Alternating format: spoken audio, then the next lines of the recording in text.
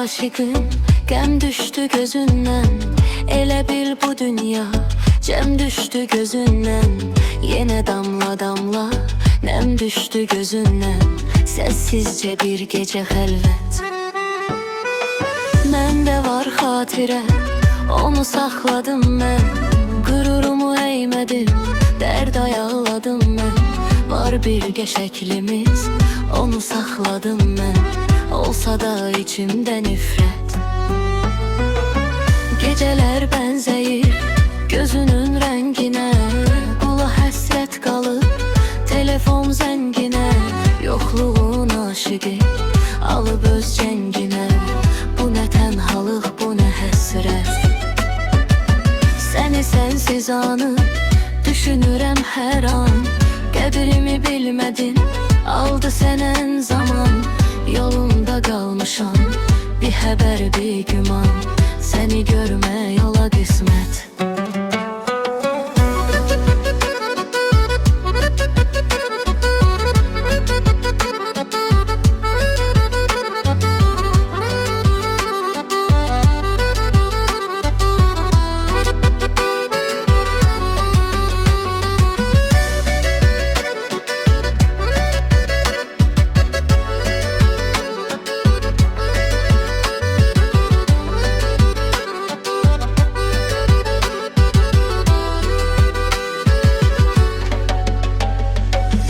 Gecəyə zülmətəm, qəmə duşdağam mən.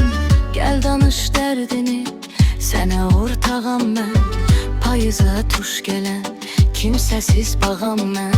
Bağ verdi bağbana əziyyət. Olsun ömrüm belə, bunu istəməzdim. Gedəndə deyərdin, sənə dur deməzdim.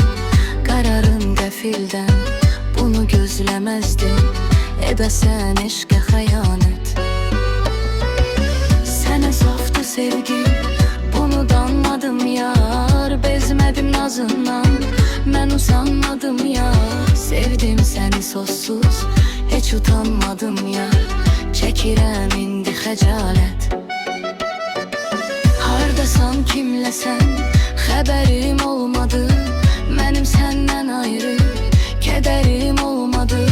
Neyniyim gözündən, dəyərim olmadı. Vermədin sevgimə qiymət.